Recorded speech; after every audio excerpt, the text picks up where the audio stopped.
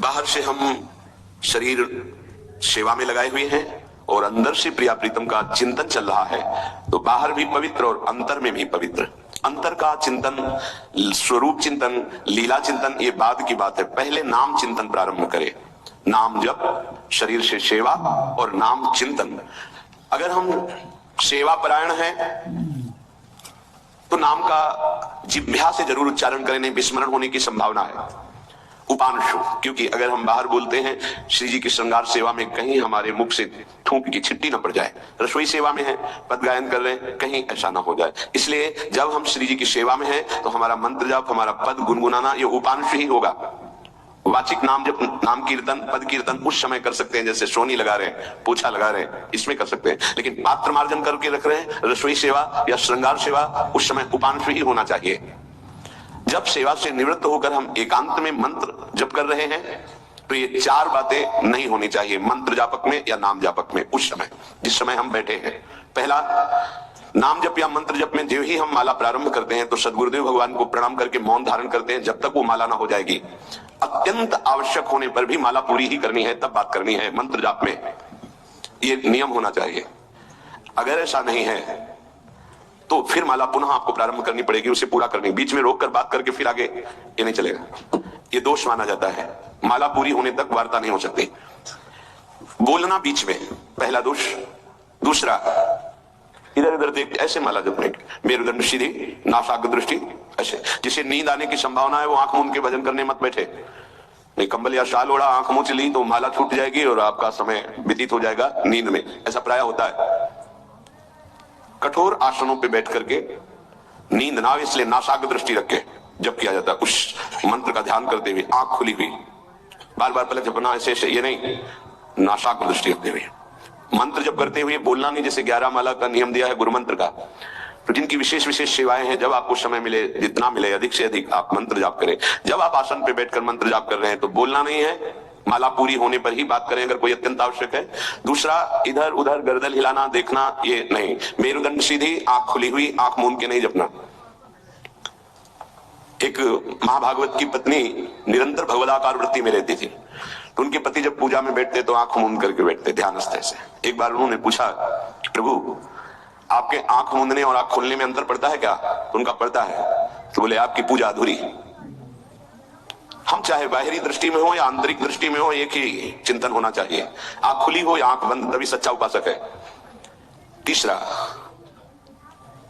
हिलना मंत्र जाप के समय। ये कीर्तन में हो सकता है, पद गायन में हो सकता है, लेकिन मंत्र जाप के समय हिलना नहीं, ये नहीं।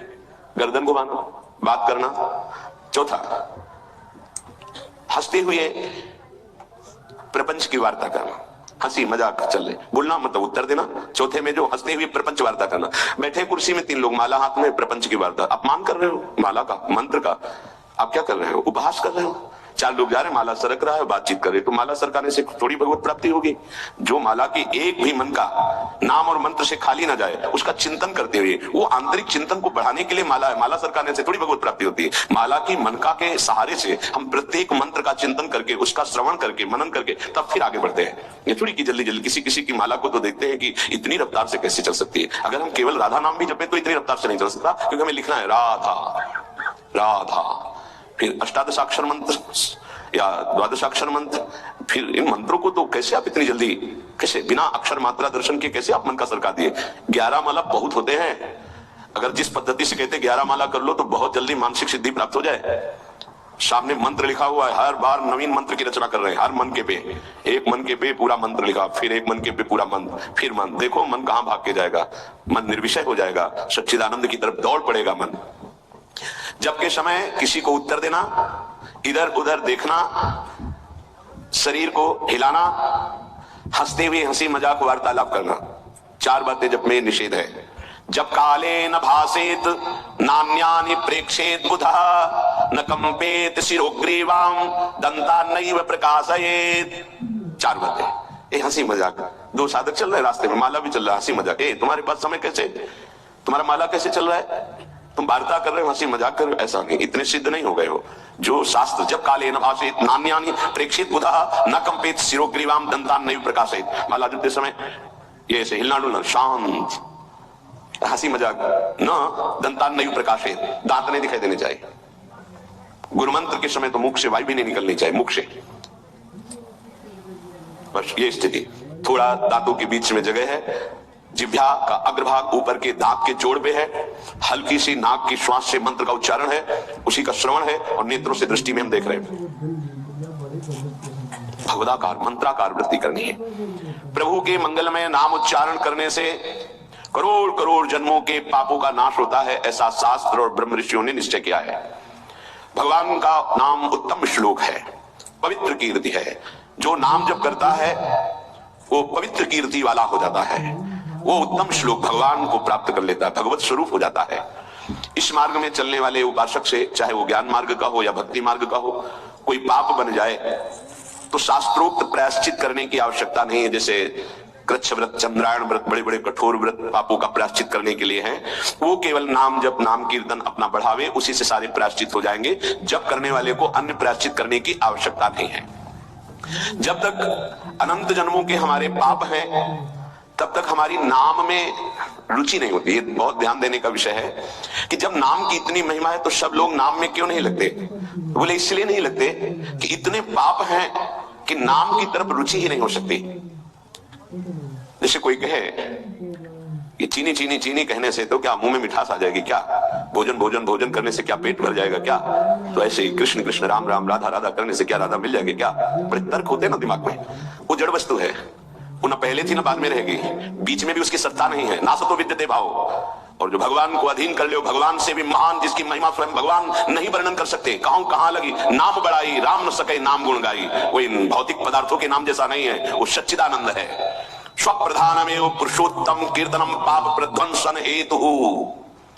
जो भगवान पुरुषोत्तम का नाम कीर्तन करता है उसे अन्य साधन करे या न करे, प्रधान साधन नाम जप या नाम कीर्तन उसके सर्वस्व पाप का नाश कर देता है। किसी दूसरे प्रायश्चित के स्पर्श की भी आवश्यकता नहीं है। केवलमेव हरि कीर्तनम कृष्ण पापक्ष हेतु नान्य समुचितम नतरामन्यांग भूतम। केवल नाम जप, नाम कीर्तन संपूर्ण पाप और पाप प्रवृत्ति को विध्वंस कर देता है। अन्य किसी साधन के अंगभूत की आवश्यकता नहीं है। हो रहा है अच्छा, नहीं हो रहा तो चिंता की बात नहीं है। संपूर्ण पाप और पाप प्रवृत्ति का नाश करने के लिए केवलमेव हरि कीर्तनम, केवल भगवान नाम कीर्तन, भगवान नाम जप। नरक हेतु संस्कार प्रायश्चित निर्वत्ते न सजाति योत्पादकः भक्त्या पुनरुभव विधोपीति भक्तेरे वात्यंतिक शुद्ध हेतुत्वम न कर्मणाम। जैसे निश्चित हो चुका है आपके पाप कर्म से, बन चुके कि नरक जाना है, निश्चित हो चुका है।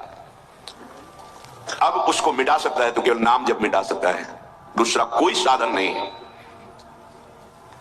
न कर्मणाम, कोई ऐसा कर्म नहीं कि तुमको रोक सके नरक जाने से। ऐसे आचरण बन गए तो बोले नरक का हेतुभूत जो कर्म हुआ, जो पाप जमा हुए, उसमें भस्म करने के लिए और भी प्रायश्चित हो सकते हैं, लेकिन उसकी जो वासना है, जो संस्कार है, जो पाप प्रवृत्ति है, वो किसी में नष्ट करने की सामर्थ्य नहीं, किसी कर्म में। वो केवल नाम जप में है। नाम बड़े बड़े पापों को विध्वंस करके पाप के वासना, संस्कार, प्रवृत्ति का नाश कर देता है। संस्कार निवृत्त हो जाना बहुत कठिन बात है। पाप निवृत्त होने के तो बहुत साधन बताए गए हैं। अतः एकमात्र नाम जप, नाम कीर्तन पाप प्रवृत्ति, पाप संस्कार, संस्कारों की निवृत्ति कर देता है। अत्यंत शुद्धि साधनम आवृत्ति गुणकम कृष्ण कीर्तनम अत्यंत शुद्धिश्च सह वासना भी पापानां परिक्षयः भविष्यत् भी पापैरनुपश्लेषः फलमाप्यते प्रारब्ध परिक्षये च युक्तमेवावृत्तोपेक्षणम्। यदि बार बार नाम की आवृत्ति की जाए, राधा राधा राधा राधा, बार बार श्री कृष्ण कीर्तन किया जाए, नाम जप किया जाए, तो किसी अन्य साधना से जो शुद्धि नहीं होती वो बहुत जल्दी ये नाम जप से, नाम कीर्तन से होती है। वासनाओं के साथ समस्त पापों का नाश हो जाना अत्यंत शुद्धि है। भविष्य में कभी किसी पाप का संपर्क जो भूल से, चूक से, कुसंग से उपासक से बन जाता है, वो तत्काल भस्म हो जाता है। तत्काल इतनी भीषण जलन प्रायश्चित पैदा होती है कि उसके लिए नहीं कि अभी का पाप शाम तक भी टिक पाएगा, नहीं, तत्काल प्रायश्चित होता है। नाम जब से तत्काल ग्लानि, इतनी जलन क्यों भस्म हो जाता है। और अगर उपासक चाहे तो प्रारब्ध का क्षय भी कर देगा। प्रारब्ध अर्थात जो शरीर भोग निश्चित हो चुका है। ऐसा ना समझे कि नाम जापक भजन करने वाला प्रारब्ध क्षय नहीं कर सकता। हर रोग को नष्ट करने की सामर्थ्य है, पर वो अपने नाम जप की जो आवृत्ति कर रहा है, अव्यावृत भजना, बार बार नाम जप कर रहा है, वो आराध्य देव के विधान को जानकर सुखी होने वाला उपासक हो जाता है। पाप क्षय हुआ, पाप की प्रवृत्ति का नाश हुआ, आगे भूल चूक से पाप हो जाए उसका भस्म करने की सामर्थ्य उसमें, प्रारब्ध को क्षय करने की सामर्थ्य होते हुए भी भक्त अपने प्रारब्ध को क्यों भोगता है? क्योंकि वो उस भजन से अपने आराध्य देव को प्रसन्न देख करके मन जहां है सावई मना कृष्ण पदारविंद, अब उसे प्रारब्ध कोई दुखद नहीं लगता, अपने स्वामी का मंगल विधान लगता है, वो उसे सहज में भोग लेता है। यदि चाहे तो उसे तत्काल भस्म कर दे प्रारब्ध को।